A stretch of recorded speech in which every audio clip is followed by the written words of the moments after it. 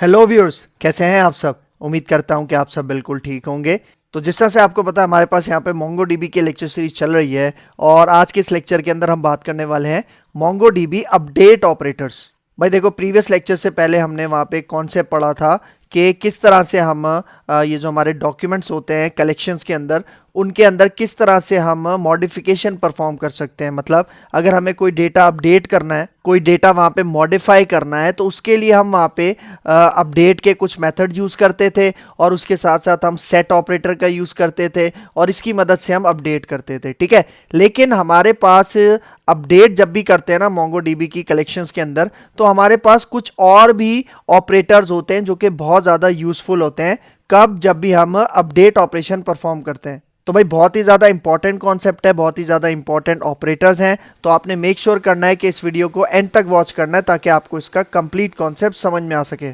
तो वीडियो को स्टार्ट करने से पहले एक छोटी सी रिक्वेस्ट कि अगर आप मेरे चैनल पे फर्स्ट टाइम आए हो और अभी तक आपने मेरा चैनल सब्सक्राइब नहीं किया तो चैनल भी सब्सक्राइब कर लो, इसके साथ साथ बेल का आइकन भी प्रेस कर लो, क्योंकि और भी बहुत सारी वीडियोस इस लेक्चर सीरीज के अंदर आने वाली हैं। तो मैं हूं आपका सर मोहम्मद आदिल और अब हम अपना लेक्चर स्टार्ट करते हैं।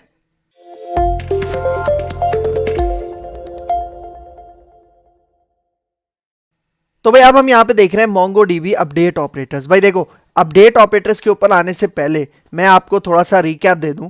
जब हमने अपडेट की कमांड, अपडेट के कुछ मेथड्स कवर किए थे, जब हम मोंगोडीबी की बात कर रहे थे, तो यहाँ पे देखो मैंने आपको बताया था। देखो क्या कह रहा है, to update an existing document we can use two methods. ठीक है, मतलब मोंगोडीबी में अगर आपको अपडेशन परफॉर्म करनी है तो उसके लिए दो मेथड्स हैं, एक है अपडेट वन और दूसरा है अपडेट मैनी। अपडेट वन से मैंने बताया था कि आप सिंगल डॉक्यूमेंट को ही अपडेट कर सकते हो और अपडेट मैनी से आप मल्टीपल डॉक्यूमेंट्स को अपडेट कर सकते हो। ठीक है, ये हमने देखा था डीप में। फिर यहाँ पे देखो, यहाँ पे मैंने आपको सिंटेक्स भी समझाया था। सिंटेक्स के अंदर क्या था कि सबसे पहले हम डीबी कलेक्शन का नाम, फिर जो भी अपडेट का मेथड यूज़ कर रहे हैं, ठीक है, उसका नाम, और फिर उसका ब्रैकेट ओपन करेंगे, क्लोज करेंगे। फिर उसके अंदर सबसे पहले हम क्या पास करते हैं, क्यूरी ऑब्जेक्ट। मतलब हम कौन से डॉक्यूमेंट को फाइंड करवाना चाह रहे हैं। ठीक है, तो फॉर एग्जाम्पल मैं कह रहा हूं कि भाई एक नेम है आदिल, उसको हमारे कलेक्शन के अंदर आपने फाइंड करना है। तो जब वो फाइंड हो जाए तो उसके बाद आपने क्या करना है, देखो सेट ऑपरेटर यूज कर रहा हूं और नेम उसका मैं चेंज करके क्या कर रहा हूं, मोहम्मद आदिल।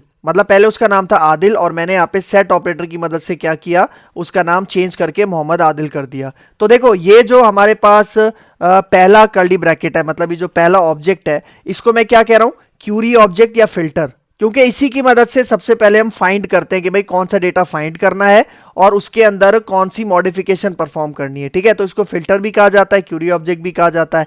फिर इसके साथ साथ यहाँ पे देखो, ये जो मैंने लाइन लिखी है ये है अपडेट, मतलब कौन सी वैल्यू मैं अपडेट करना चाह रहा हूं। ठीक है, उसका की वैल्यू पेयर में मैं यहां पास करूंगा। और फिर यहाँ पे देखो, ये जो सेट है, ये मैंने क्या बताया, ये एक ऑपरेटर है। और आज का जो हमारा लेक्चर है वो इसी के ऊपर बेस करेगा कि हमारे पास सेट के अलावा भी बहुत सारे अपडेट ऑपरेटर्स हैं जिनकी मदद से हम अपडेशन या मॉडिफिकेशन परफॉर्म करते हैं। तो यहां पे देखो, अपडेट वन के बारे में मैंने आपको क्या बताया था, update one will update only single record that appear first. मतलब अपडेट वन की मदद से हम क्या कर सकते हैं, सिंगल ही रिकॉर्ड क्या कर सकते हैं, अपडेट कर सकते हैं। और इसमें क्या होता है कि सपोज करो कि नेम है आदिल, अब आदिल के नाम से एक से ज्यादा इंप्लॉइज है हमारे कलेक्शन में, लेकिन ये क्या करता है, जो इसको सबसे पहला आदिल मिलेगा ना, उसी को ये क्या करेगा, अपडेट करेगा। ठीक हो गया, तो इसलिए हम यूज करते हैं सिंगल रिकॉर्ड को अपडेट करने के लिए अपडेट वन। फिर यहाँ पे देखो अपडेट मैनी हमने देखा था।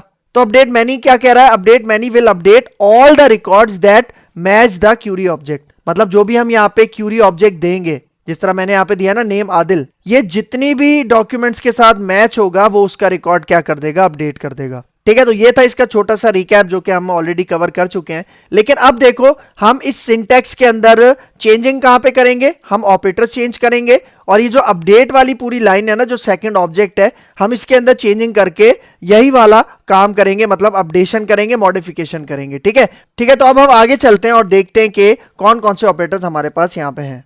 तो यहाँ पे देखो, हम ऑपरेटर सबसे पहला यहाँ पे देखेंगे रीनेम ऑपरेटर। ठीक है, जिसका क्या काम है, changes the name of the field. मतलब मेरे पास एक फील्ड है एज, अगर मुझे उसकी फील्ड का नाम, मतलब वो जो की होती है, उसको अगर हमें चेंज करना है, वैल्यू को नहीं, की को, फील्ड का नाम अगर हमें चेंज करना है तो उसके लिए हम रीनेम यूज करते हैं। ठीक है, फिर यहाँ पे आ जाओ अनसेट। भाई देखो, हमारे पास बहुत सारे की वैल्यू पेयर्स है ना एक जेसन के ऑब्जेक्ट के अंदर, मतलब डॉक्यूमेंट के अंदर। तो अगर हमें उस डॉक्यूमेंट के अंदर से कोई फील्ड डिलीट करनी है, जिस तरह हमने देखा था ना, नेम था, एज था, डेजिग्नेशन था। तो अगर मुझे फॉर एग्जाम्पल एज की फील्ड को डिलीट करना है तो उसके लिए हम यूज करते हैं यहाँ पे अनसेट का ऑपरेटर, ठीक है। इसको भी अभी प्रैक्टिकली देखेंगे। फिर यहाँ पे देखो इंक्रीमेंट, मतलब शॉर्ट में लिखा हुआ है इंक, ये क्या करेगा, increments the value of a field. मतलब आपकी कोई भी, आपका कोई भी डॉक्यूमेंट है, उसके अंदर कोई की वैल्यू पेयर है, तो अगर आपको उसकी वैल्यू के अंदर कुछ इंक्रीमेंट करना है तो आप यहां पे यूज करोगे ये इंक्रीमेंट का ऑपरेटर, ठीक है। फिर उसके बाद देखो एमयूएल, एमयूएल शॉर्ट फॉर्म है किसकी, मल्टीप्लाई की। मतलब अगर आपने अपनी फील्ड की वैल्यू को किसी नंबर से मल्टीप्लाई करना है और उसका रिजल्ट लेना है तो उसके लिए हम यूज करते हैं एमयूएल, ठीक है। तो इसको भी मैं प्रैक्टिकली दिखाऊंगा। फिर यहां पे देखो एक और ऑपरेटर है करंट डेट। क्या कह रहा है, current date will be set as a field value. मतलब अगर आपको current date and time set करवाना है अपनी फील्ड की वैल्यू के अंदर, ठीक है, बाय डिफॉल्ट मतलब आप सिर्फ एक करंट डेट का ऑपरेटर यूज करो और वो आपको ऑटोमेटिकली क्या करेगा, करंट डेट सिस्टम में से गेट करके आपकी वैल्यू के अंदर इंसर्ट कर देगा। तो उसके लिए हम ये वाला ऑपरेटर यूज करते हैं, ठीक है। और उसके बाद दो और ऑपरेटर्स हैं, ठीक है, मिन हो गया, मैक्स हो गया। इसको भी मैं आज के इस लेक्चर के अंदर कवर करवाऊंगा, ठीक है, लेकिन सबसे एंड में करवाऊंगा मिन और मैक्स को, ठीक है। तो one by one in operators को कवर करते हैं, ठीक है। सबसे पहले यहां पे बात करते हैं इंक्रीमेंट ऑपरेटर की, ठीक है, बहुत ज्यादा सिंपल है।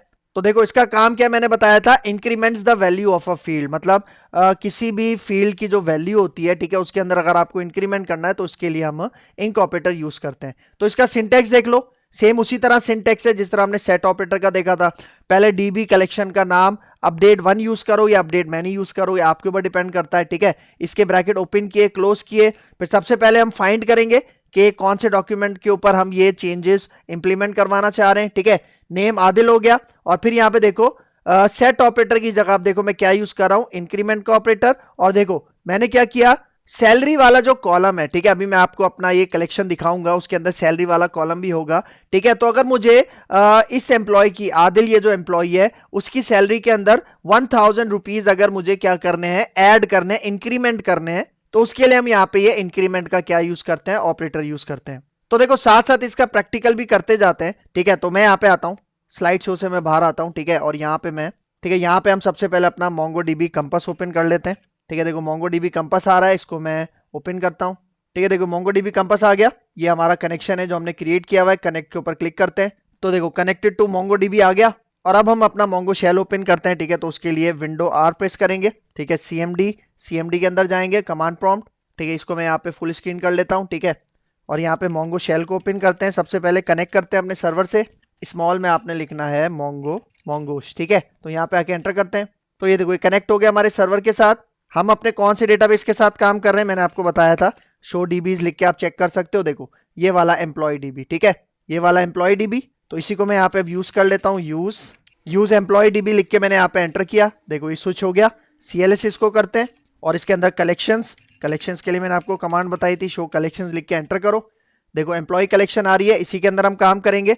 तो देखो मैंने ना इस एम्प्लॉय कलेक्शन के अंदर कुछ डेटा मॉडिफाई किया है। मतलब इसके अंदर जो पहले डेटा हम देखते हुए आ रहे हैं ना पिछले लेक्चर के अंदर, ठीक है, तो अब मैंने डेटा इसके अंदर थोड़ा सा चेंज करके इंसर्ट किया था। तो वो मैं डेटा आपको दिखाता हूँ, db डॉट एम्प्लॉय कॉल और उसके बाद फाइंड का मेथड, ठीक है। यहाँ पे आके एंटर करते हैं, ठीक है। तो यहाँ पे देखो, यहाँ पे मेरे पास 10 रिकॉर्ड्स हैं, ठीक है। और हर रिकॉर्ड के अंदर, मतलब हर डॉक्यूमेंट के अंदर देखो आपको ये आईडी नजर आ रहा है, ठीक है, जो कि बाय डिफॉल्ट आता है। फिर है नेम, फिर है जेंडर, और फिर है एज, डेजिग्नेशन, और फिर है सैलरी। देख रहे हो, मतलब ये तकरीबन आप देख लो कि हमारे पास 6 फील्ड्स हैं हर डॉक्यूमेंट के अंदर। देख रहे हो, टोटल 10 डॉक्यूमेंट्स हैं मेरे पास इस कलेक्शन के अंदर, जिसका क्या नाम है, एम्प्लॉय कलेक्शन। ठीक हो गया। तो सबसे पहले यहाँ पे देखो हमारे पास एक एम्प्लॉय आपको यहाँ पे नजर आ रहा होगा, जैक विल्सन, ठीक है। तो इसके ऊपर मैं कौन सा ऑपरेटर यहाँ पे अप्लाई करूंगा, देखो ये वाला जो इंक्रीमेंट ऑपरेटर ना, ये मैं इस पे अप्लाई करूंगा, ठीक है। तो सबसे पहले आप इसकी सैलरी देखो, देखो जैक विल्सन की सैलरी क्या है, 97,000, ठीक है। तो इसके अंदर मैं क्या कर रहा हूँ, 1000 इंक्रीमेंट कर रहा हूँ, ठीक है। तो उसके लिए यहाँ पे देखो पहले मैं यहाँ पे CLS करता हूँ और अब देखो मैं नोटपैड ओपन करता हूँ। मतलब ये जो कमांड मैं टाइप करूंगा वो नोटपैड पे टाइप करते हैं, ठीक है। देखो नोटपैड आ गया। सबसे पहले DB, उसके बाद हमारी कलेक्शन का नाम, ठीक है। और यहाँ पे मैं यूज करता हूँ अपडेट 1 का मेथड। ये आ गई इसकी बॉडी। सबसे पहले हम यहाँ पे पास करेंगे नेम, ठीक है। तो नेम मैंने कौन सा यहाँ पे करना है इंक्रीमेंट, किसके अंदर, इसके अंदर जैक विल्सन, ठीक है। फिर यहाँ पे कॉमा लगाना है और उसके बाद सेकंड ऑब्जेक्ट के अंदर यहाँ पे मैं सबसे पहले क्या यूज करूंगा, ये इंक्रीमेंट का ऑपरेटर यहाँ पे कोलन लगाऊंगा, उसके बाद दोबारा एक ऑब्जेक्ट स्टार्ट करूंगा और इसके अंदर यहाँ पे देखो सैलरी वाला कॉलम, और सैलरी के अंदर मुझे कितना इंक्रीमेंट करना है 1000, ठीक है। तो अभी आप यहाँ पे देखो, मैं इस पूरी कमांड को यहाँ से कॉपी करता हूँ, कंट्रोल ए कंट्रोल सी, और उसके बाद यहाँ पे देखो मैंने आपको क्या बताया था कि इसकी जो सैलरी है वो कितनी है अभी 97,000। तो यहाँ पे देखो मैं CLS करता हूँ, CLS करके यहाँ पे एंटर करते हैं और यहाँ पे आता हूँ राइट क्लिक करते हैं। राइट क्लिक करने से ये जो कमांड है जो हमने कॉपी की है वो यहाँ पेस्ट हो जाएगी, और अब यहाँ पे आके मैं एंटर करता हूँ।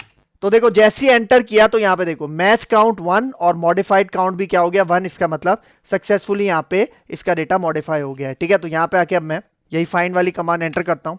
तो ये देखो सबसे लास्ट में जैक विल्सन की सैलरी अब क्या हो चुकी है 98,000, ठीक हो गया। और भाई देखो इसके अंदर ना हम एक और काम भी कर सकते हैं। भाई देखो अभी मैंने सिर्फ जैक विल्सन की सैलरी को इंक्रीमेंट किया ना, अगर मुझे सारे एम्प्लॉइज को 1000 इंक्रीमेंट करना है तो उसके लिए मैं क्या करूंगा, देखो सिंपल सा काम है, ठीक है। यहाँ पे अभी आप देख लो इसकी 98,000 है, सेकंड लास्ट वाले एम्प्लॉय की 89 है, ठीक है, फिर 87 है, फिर 72 है, देख रहे हो। इन सब के अंदर अब मुझे 1000 इंक्रीमेंट करना है। तो यहाँ पे आके पहले मैं इसको CLS करता हूँ, ठीक है। तो यहाँ पे मैं नोटपैड पे चलता हूँ और अब देखो इसके अंदर सबसे पहला काम आपने क्या करना है, अपडेट 1 है ना, आपने यहाँ पे अपडेट 1 को हटा के अपडेट मैनी करना है, क्योंकि अब हमें एक से ज्यादा रिकॉर्ड्स को अपडेट करना है। और देखो जहां ये हमने नेम पास किया था ना जैक विल्सन, ये पूरा का पूरा आपने यहां से हटा देना है, ठीक है। मतलब आपने इसको यहाँ पे एम्प्टी कर देना है। एम्प्टी करोगे तो ये इस बात की इंडिकेशन होगी कि भाई किसी एक स्पेसिफिक एम्प्लॉय को टारगेट नहीं करना, बल्कि सारे एम्प्लॉयज को टारगेट करना है। और इससे क्या होगा कि जितने भी एम्प्लॉयज हैं उनकी सैलरी के अंदर 1000 क्या हो जाएगा, इंक्रीमेंट हो जाएगा, ठीक हो गया। तो अब इसको यहाँ पे आके मैं कंट्रोल ए कंट्रोल सी करता हूँ और यहाँ पे आके मैं इसको राइट क्लिक करके पेस्ट करता हूँ, ठीक है। तो यहाँ पे आके अब जैसे ही मैं एंटर करूंगा तो ये देखो जैसे ही मैंने एंटर किया अब आप रिजल्ट देखो, मैच काउंट मतलब कितने मतलब रिकॉर्ड्स हैं हमारे इस कलेक्शन के अंदर, 10 रिकॉर्ड्स हैं और 10 के 10 को उसने क्या कर दिया है, मॉडिफाई कर दिया। इसका मतलब सारे एम्प्लॉयज की सैलरी के अंदर 1000 इंक्रीमेंट कर दिया। तो यहाँ पे देखो, यहाँ पे आके मैं दोबारा ये फाइंड वाली कमांड लेके आता हूँ, एंटर करते हैं। तो ये देखो 98 थी 99 हो गई, 89 थी 90,000 हो गया, 87 था 88 हो गया, 72 था 73 हो गया, देख रहे हो। इस तरह से भी आप सारे एम्प्लॉयज के अंदर चेंजिंग कर सकते हो, मतलब सारे डॉक्यूमेंट्स के अंदर, ठीक है। फिर आगे चलते हैं, ठीक है। तो अब चलते हैं अपने नेक्स्ट ऑपरेटर की तरफ, ठीक है। यहाँ पे आ जाओ। अब देखो नेक्स्ट ऑपरेटर है हमारा MUL। MUL मैंने क्या बताया था, क्या काम करता है, multiplies the value of a field. मतलब कोई भी आपकी फील्ड की वैल्यू है उसके अंदर अगर आपको मल्टीप्लाई करना है किसी नंबर के साथ तो आप ये वाला ऑपरेटर यूज करते हो, ठीक है। तो इसका भी जो सिंटेक्स है वो उसी तरह है जो हमने देखा है। सबसे पहले फाइंड करना है कि किसको आप फाइंड कर रहे हो, एम्प्लॉय को, और फिर उसके अंदर यहाँ पे देखो मैं क्या कर रहा हूँ, ये मल का यहाँ पे मतलब MUL का ऑपरेटर मैंने यूज किया। और अब देखो मैं कह रहा हूं कि जो भी उसकी एज है उसके अंदर 2 मल्टीप्लाई कर दो। इसका मतलब अगर एम्प्लॉय की एज है 30 तो उसके अंदर 2 मल्टीप्लाई करूंगा तो क्या रिजल्ट हो जाएगा, 60 हो जाएगा। तो इस तरह का अगर आपने कोई भी काम करना है, भाई देखो एज को तो मल्टीप्लाई नहीं करते ना, जस्ट मैं आपको एग्जांपल से समझा रहा हूं। लेकिन अगर आपको कहीं भी कोई भी न्यूमेरिकल वैल्यू हो या फ्लोट वैल्यू हो, डबल वैल्यू हो, तो वहां पे आप ये MUL का ऑपरेटर यूज कर सकते हो, ठीक हो गया। ठीक है, तो अब चलते हैं कमांड प्रॉम्प्ट में, ठीक है। यहाँ पे आके मैं इसको CLS कर देता हूँ, ठीक है, और अपने नोटपैड पे चलते हैं। सही, तो अब आपने यहाँ पे कुछ भी नहीं करना, अपडेट मैनी हटा के सबसे पहले आप यहाँ पे 1 कर दो, ठीक है। और फिर यहाँ पे आके दोबारा से मैं नेम पास कर देता हूँ। नेम मैंने वही पास कर दिया यहाँ पे, जैक विल्सन, देख रहे हो। और इसके अंदर अब मुझे क्या करना है, MUL का ऑपरेटर यूज करना है, MUL। और इसके अंदर मैं क्या कह रहा हूँ, एज, ठीक है। एज के अंदर आप क्या कर दो, 2 को मल्टीप्लाई कर दो, ठीक हो गया। तो अभी आप देखना जैक विल्सन की अभी एज क्या है, मैं आपको दिखा देता हूं। यहाँ पे देखो, ठीक है, ये वाली कमांड फाइंड वाली लेके आते हैं। तो यहाँ पे देखो जैक विल्सन की अभी एज है 36, ठीक है। तो जैसे ही मैं मल्टीप्लाई करूंगा 2 के साथ तो इसकी जो एज है वो डबल हो जाएगी, ठीक है। तो यहाँ पे देखो सही है। अब मैं ये सारा डेटा यहाँ से कंट्रोल A कंट्रोल C करके कॉपी करता हूँ, ठीक है। CLS करते हैं और यहाँ पे आके राइट क्लिक करता हूँ। जैसे राइट क्लिक करूंगा देखो डेटा आ गया, और यहाँ पे आके जैसे एंटर करूंगा तो देखो क्या कह रहा है, मैच काउंट 1 और मॉडिफाइड काउंट 1। मतलब एक रोज को मिली है इस नाम से और उसने एक ही के अंदर क्या कर दिया, मॉडिफाई कर दिया। तो यहाँ पे देखो मैं आपको ये वाली कमांड फाइंड वाली यहाँ पे आके एंटर करते हैं। तो अब देखो उसकी एज थी 36 थी, तो 36 का डबल मतलब 36 को 2 से मल्टीप्लाई करोगे तो उसकी एज क्या हो गई, 72। और देखो मैंने क्या बताया था, अगर आपको सारे एम्प्लॉयज की एज को चेंज करना है मतलब मल्टीप्लाई करना है तो आपने कुछ भी नहीं करना, ये वाला जो पहला कर्ली ब्रैकेट है ना इसको आपने एम्प्टी छोड़ना है, एम्प्टी छोड़ना है और उसके बाद अपडेट वन की जगह आपने अपडेट मैनी का मेथड यूज करना है। ठीक है, तो जब भी सब पे अप्लाई करो तो ये दो स्टेप्स आपने याद रखने हैं। ठीक हो गया? ठीक है, फिर आगे आ जाओ। एमयूएल ऑपरेटर हो गया। अब नेक्स्ट, अब देखो नेक्स्ट है हमारे पास रीनेम ऑपरेटर, जिसकी मदद से मैंने क्या बताया था कि जो भी हमारी फील्ड है, मतलब की वैल्यू पेयर के अंदर जो की होती है ना, अगर उसका आपने नेम चेंज करना है तो उसके लिए हम यूज करते हैं रीनेम ऑपरेटर। तो इसका भी सिंटैक्स देखो उसी तरह से। यहाँ पे पहले हम अपडेट वन का मेथड यूज कर रहे हैं। तो देखो सबसे पहले आपने नेम स्पेसिफाई करना है कि किसका नाम आप चेंज करना चाह रहे हो, मतलब किस डॉक्यूमेंट के अंदर कौन सी फील्ड का आप नाम चेंज करना चाह रहे हो। तो देखो मैंने कहा कि भाई आदिल वाला ये जो है इसका आप सबसे पहले फाइंड करो, और इसके अंदर मतलब ये जो आदिल वाला डॉक्यूमेंट होगा इसके अंदर एक फील्ड है एज, उसको आप रीनेम कर दो EMPH। ठीक है, यहां पे देखो फॉर एग्जाम्पल देखो यही जैक विल्सन वाला जो डॉक्यूमेंट है इसके अंदर हम चेंजिंग करते हैं। देखो इसके अंदर एक फील्ड है एज, इस फील्ड का जो नाम है वो मुझे रीनेम करना है, चेंज करना है, और क्या रखना है EMPH। ठीक है, तो यहां पे चलते हैं। ठीक है, देखो जैक विल्सन है और यहां पे मैं यूज कर दूंगा रीनेम का ऑपरेटर, और इसके अंदर यहां पे देखो अब आपको एज को डबल कोट्स में रखना है, और फिर उसके बाद इसकी वैल्यू जो आपने चेंज करके रखनी है वो क्या है, EMPH। ठीक है, मतलब देखो मैं यहाँ पे कह रहा हूं कि जो जैक विल्सन वाला है ना डॉक्यूमेंट, सबसे पहले उसको फाइंड करो और सिर्फ उसी के अंदर आपने एज की फील्ड को चेंज करके क्या नाम रखना है, EMPH।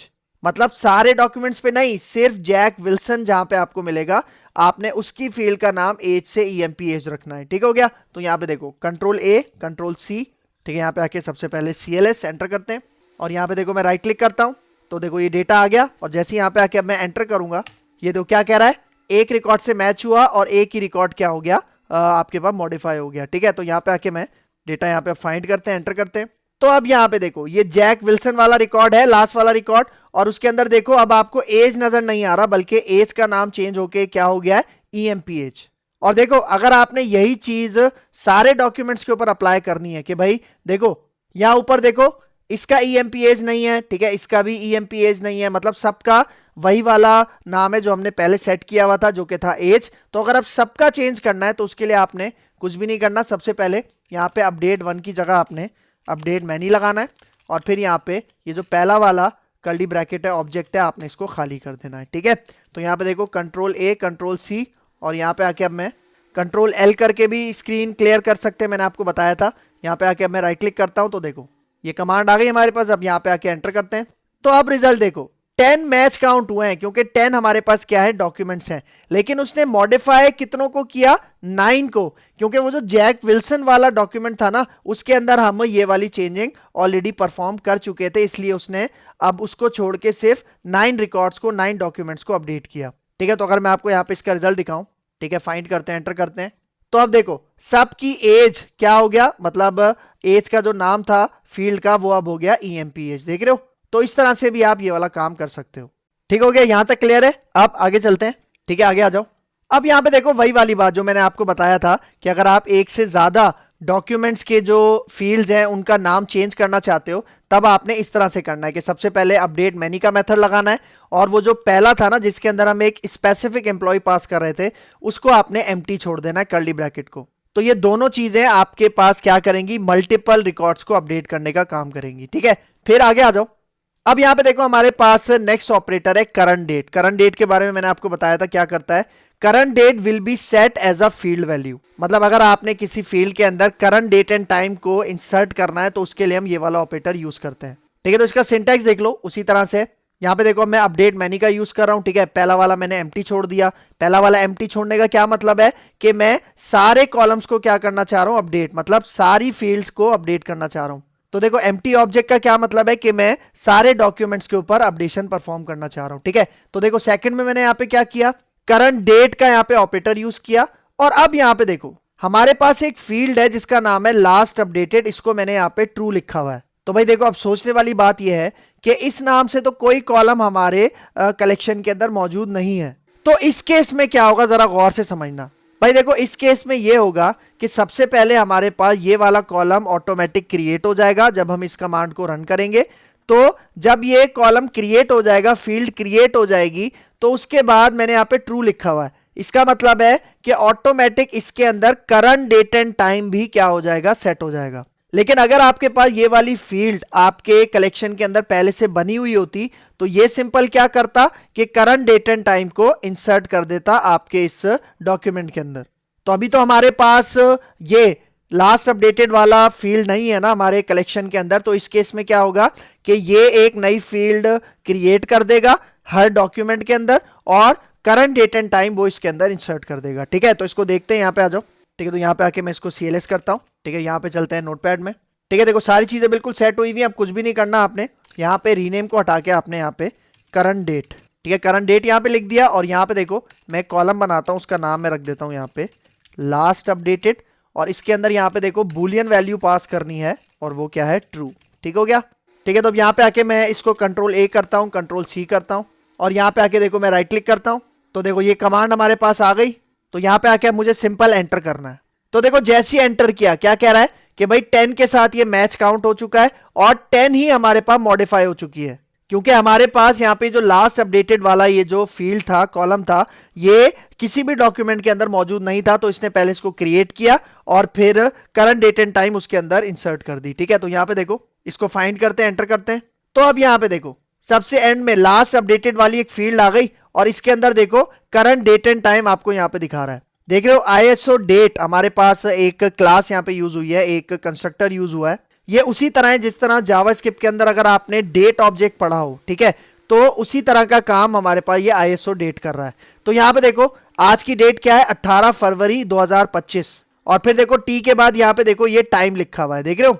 तो यही डेट एंड टाइम इसने सारे कॉलम्स के अंदर सेट कर दिया, देख रहे हो, सारे कॉलम्स के अंदर इसने मतलब सारी फील्ड्स के अंदर सेट कर दिया है। लेकिन भाई देखो ये कौन सा टाइम है, ये टाइम है UTC फॉर्मेट का, जिसको हम कोऑर्डिनेटेड यूनिवर्सल टाइम कहते हैं ना। तो ये बाय डिफॉल्ट वो गेट कर रहा है। ठीक है, देखो क्या दिखा रहा है, 11:04। अगर मैं आपको यहाँ पे गूगल पे दिखाऊं, देखो यहाँ पे मैं कहता हूँ UTC टाइम, ठीक है, UTC टाइम लिखते हैं यहाँ पे और एंटर करता हूं तो ये देखो 11:04 था, अब 11:05 हो चुका है, देख रहे हो, 18 फरवरी आपको दिखा रहा है। मतलब UTC जो टाइम होता है वो एक स्टैंडर्ड होता है, ठीक है, जो कि सारी कंट्रीज जिसको फॉलो करते हैं। लेकिन भाई देखो मैं पाकिस्तान में बैठा हूं तो हमारे पास इस वक्त 4:06 हो रहे हैं। तो तभी आपने देखा होगा जब भी हम टाइम जोन सेट करते हैं तो वहां पे क्या होता है, पाकिस्तान +5 को यूज करता है, इंडिया +5:30 को यूज करता है, अमेरिका में -8, -9, -7 यूज होता है। तो ये +5 और जब -9 हम ये चीजें ऐड करते हैं ना अपने UTC के अंदर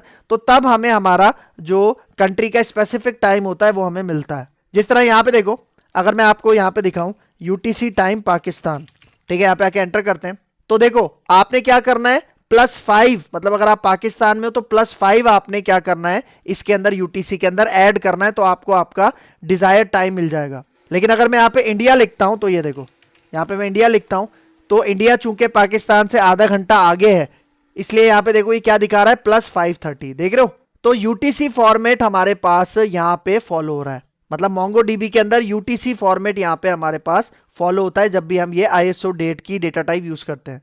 और भाई देखो एक और इंपॉर्टेंट पॉइंट मैंने आपको क्या बताया था कि अगर ये वाला कॉलम पहले से मौजूद है, मतलब पहले से बना हुआ है, तो वो सिंपल क्या करेगा, इसके अंदर जो भी करंट डेटेड टाइम होगी वो इंसर्ट कर देगा, अपडेट कर देगा। ठीक हो गया, तो इसको CLS करते हैं, ठीक है, और आगे चलते हैं। ठीक है, देखो करंट डेट वाला भी हो गया, अब आगे चलते हैं और अब बात करते हैं अनसेट ऑपरेटर की।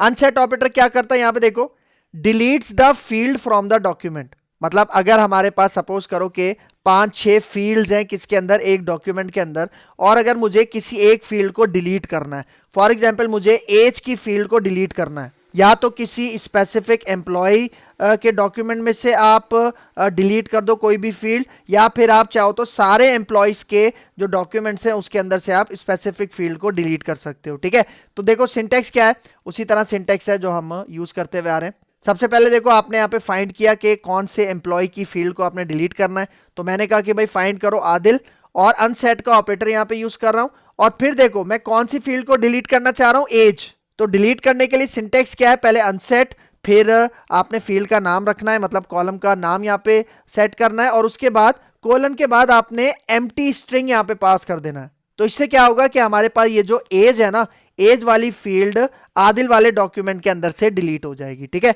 तो अगर मैं आपको एक करके दिखाऊं, ठीक है, तो मैं मोंगो शेल में आ गया हूं, हम चलते हैं नोटपैड में।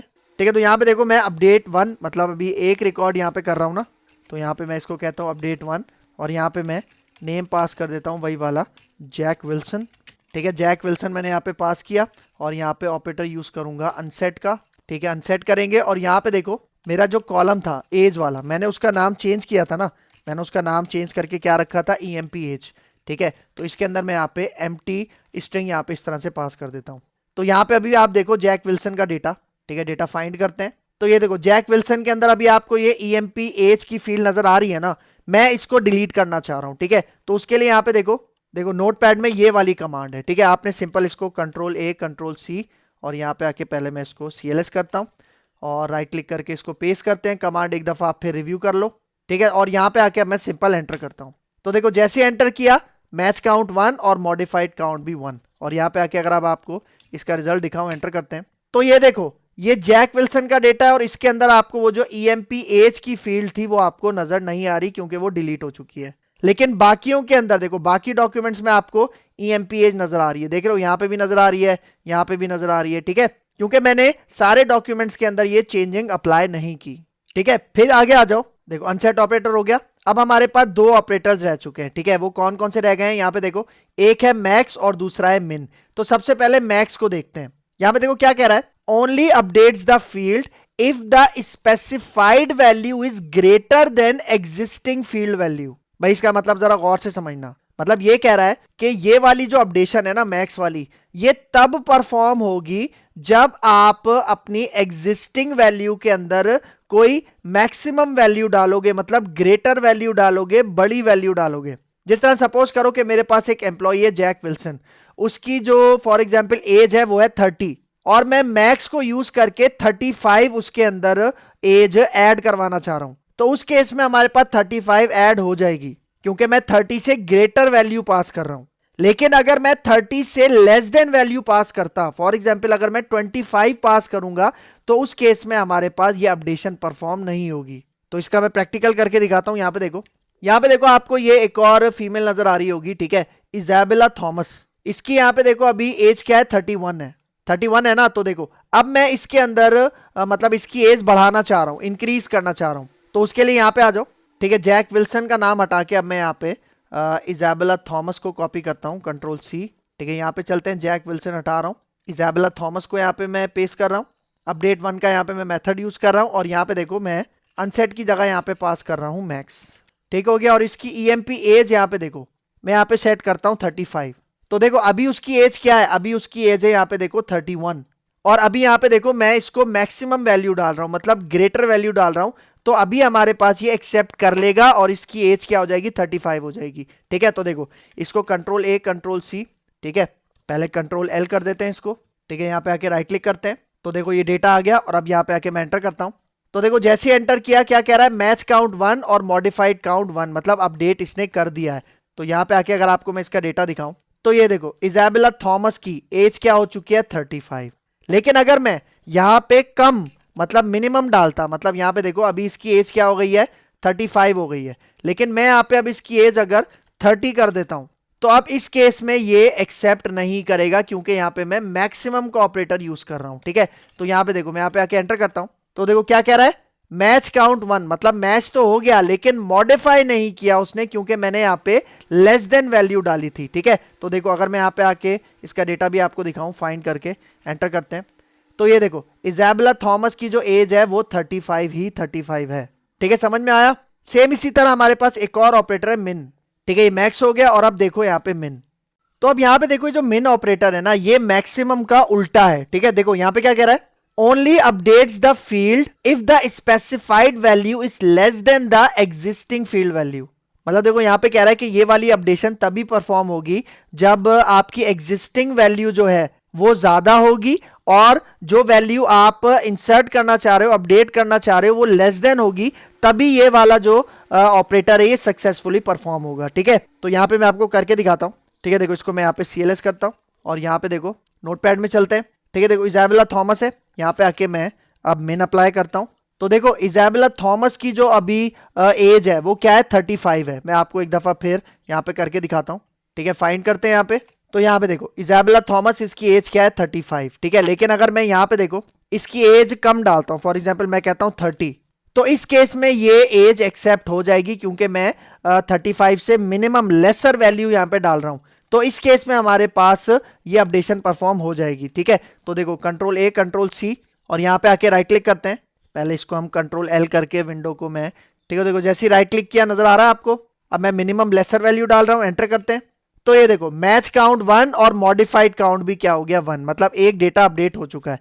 और अगर मैं यहां पे आपको दिखाऊं फाइंड करके, तो ये देखो इजाबेला थॉमस की एज क्या हो चुकी है, अब 30 हो चुकी है। लेकिन अगर मैं इसके अंदर बड़ी वैल्यू डालूंगा तो तब क्या होगा, तब हमारे पास ये वाली अपडेशन परफॉर्म नहीं होगी। ठीक है, देखो इसको CLS करते हैं और यहां पे आके देखो अभी उसकी जो एज है वो क्या है 30 है। अगर मैं यहाँ पे एज बड़ी डाल दूं 33, तो अब ये हमारे पास एक्सेप्ट नहीं होगा क्योंकि मैं यहाँ पे कौन सा ऑपरेटर यूज कर रहा हूं, मिनिमम का ऑपरेटर यूज कर रहा हूं। ठीक है, तो यहाँ पे आके एंटर करते हैं।